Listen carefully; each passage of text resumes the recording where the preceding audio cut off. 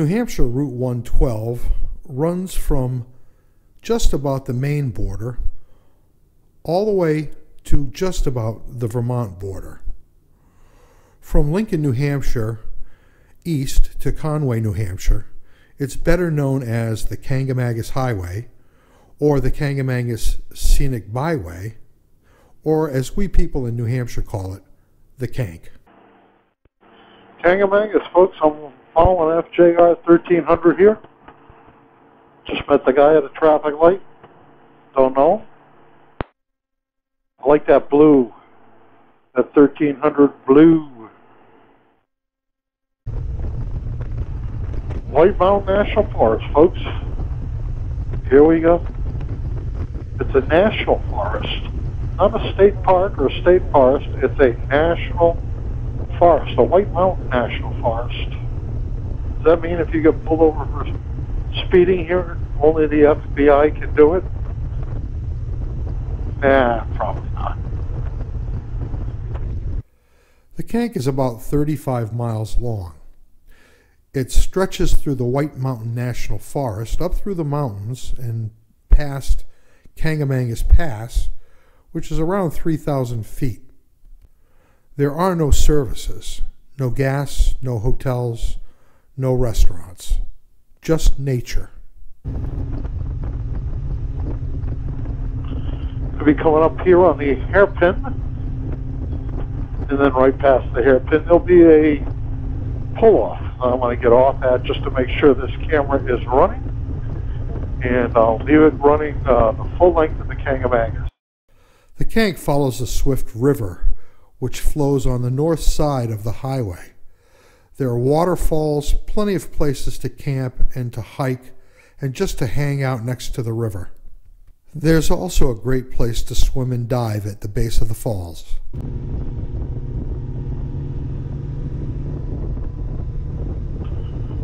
It's the hairpin. This is the world famous hairpin. You know, the funny thing is, this is like a big deal around here, going around the hairpin. You go out west, man. Go to $1 Million Highway. You're doing one of these every 2 minutes. As you approach the hairpin, you have to be aware that there are typically stones in the road. But truth be told, on this particular day, I just wanted to see if I could hang with the FJ 1300 through the corner.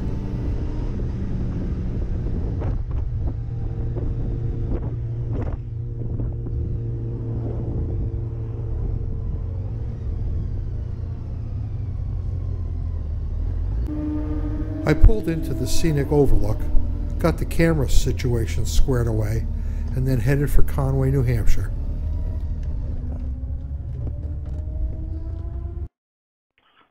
Okay, dude, just make sure you're watching me. Here you go. All right, here we go.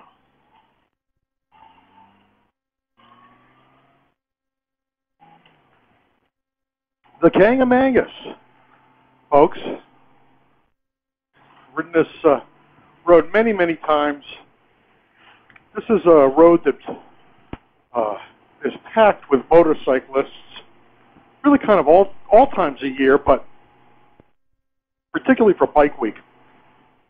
This is a road that everybody comes up to ride. Very scenic. You'll see. Enjoy. There was a ton of traffic. And most of the ride from Lincoln to Conway, which is west to east on the Kanc, I was behind cars or passing cars. It doesn't make for very interesting video. So at this point, I'm just going to take you down to where I turned around in Conway and headed back.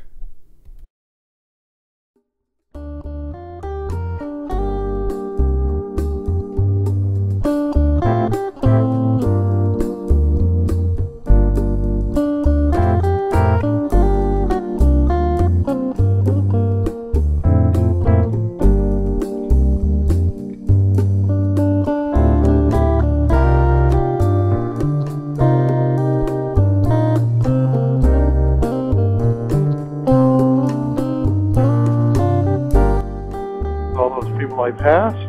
Hello, people. I passed.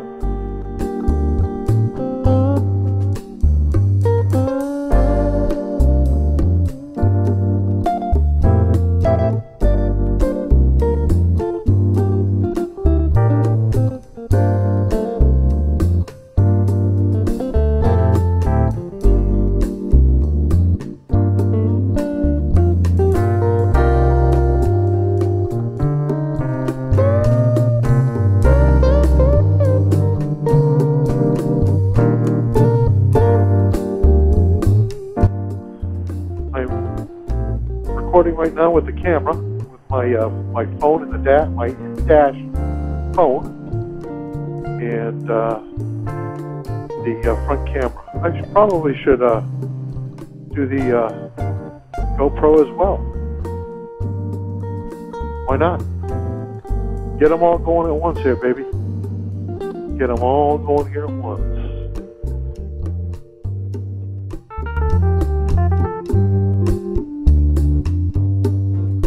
I think I'm going to have a good, some good footage on the return trip, because I've tried to keep it so there's nothing in front of me.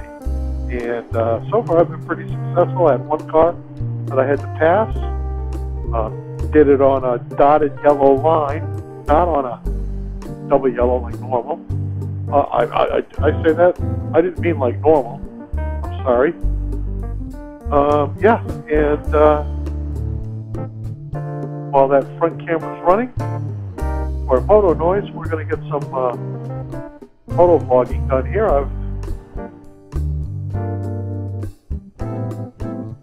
You know what, folks?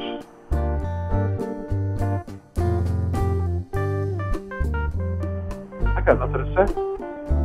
And this is me we're talking about. That's kind of unusual. I always have something to say.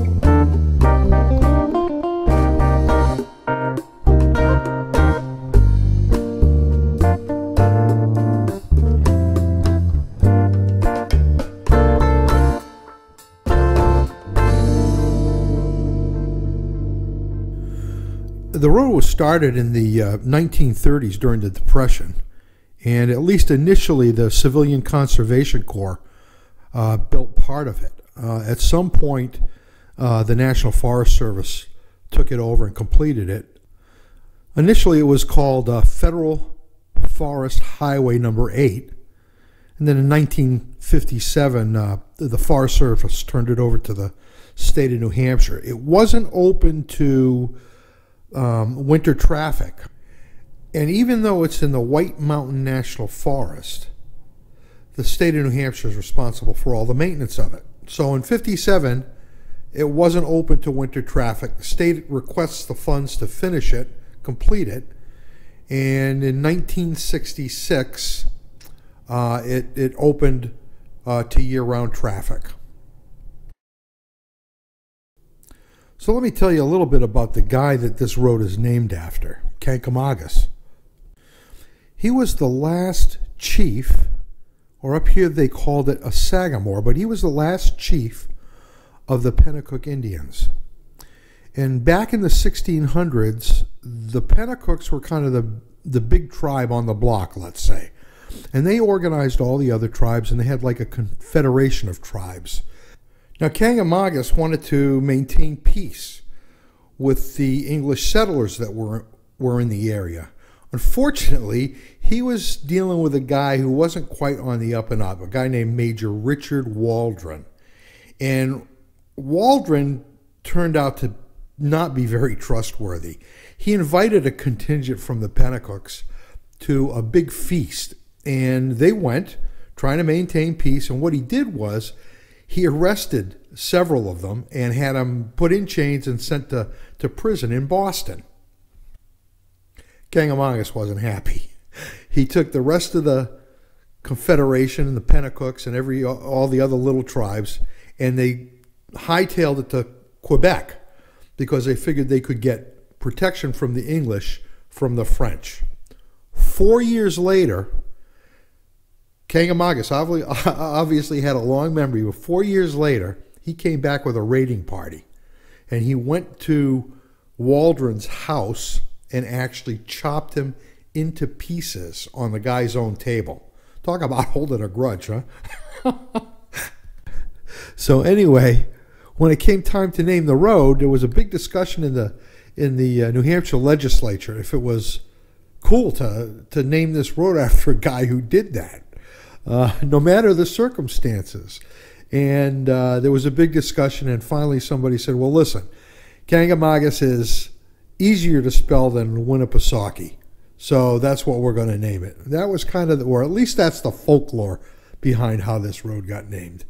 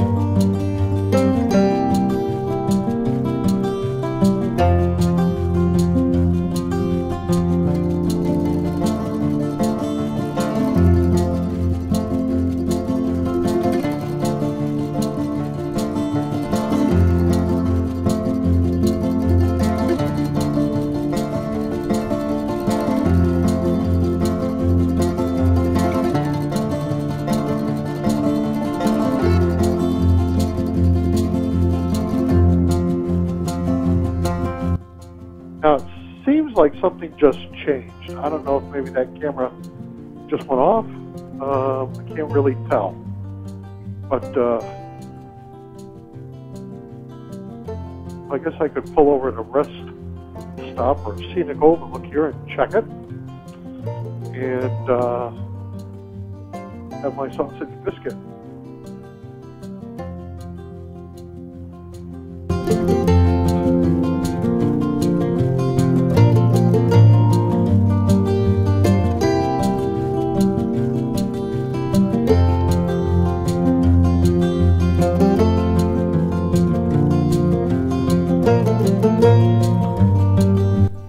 As I pulled into the parking spot, there were 3 young guys there hamming it up for the camera, just horsing around as young guys do.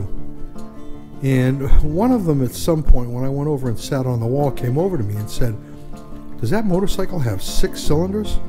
I said, "Yes, it does." And he looked at me and said, "What kind of motorcycle is that?" Now, as a motorcyclist, I thought everyone knew what a Goldwing is. But I guess, I mean, when I was their age, I knew exactly what a Goldwing was. I don't know. Times have changed.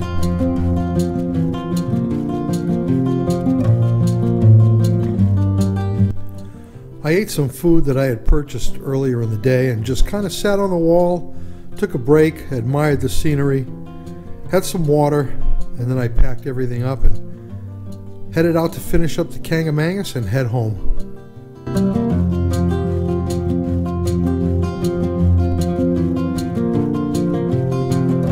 Okay, 1, 2, 3.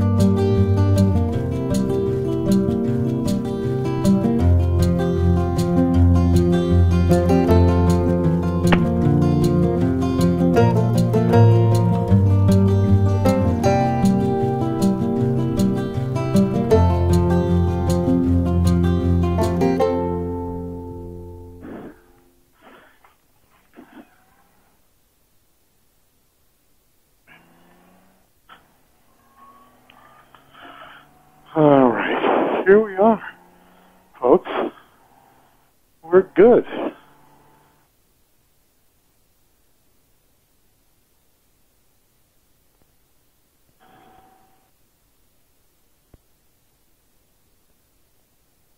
Here we get it, coming down the hill. And we're gonna, this is the return ride. We're gonna hit that hairpin down here. And a lot of people freak out at that. Then we'll head down into Woodstock. I don't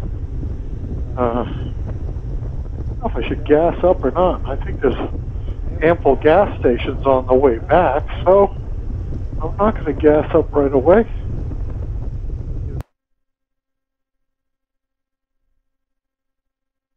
Hairpin curve, 20 miles an hour. Oh my god, oh my god, it's a hairpin turn. I shouldn't really say anything about this because I know a lot of people have been taken out on hairpin turns. The main thing is to stay off the yellow line and look through the turn. I did that at, I don't know, 40, 45 miles an hour. Look when I get back, but I could probably push it a little bit more.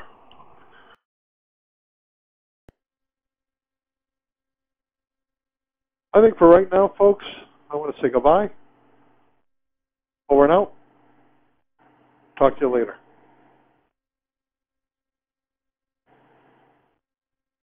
White Mountain National Park, folks. Here we are.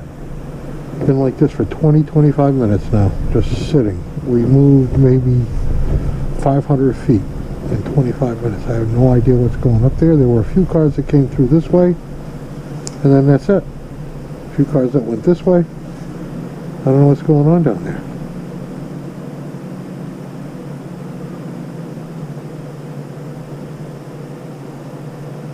Anyway, I'll check in later. Over and out.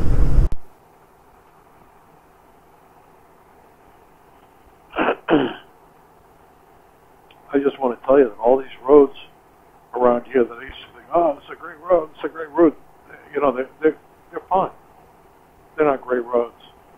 You're in a great road until you ride 145 in Colorado or 97 through Utah, or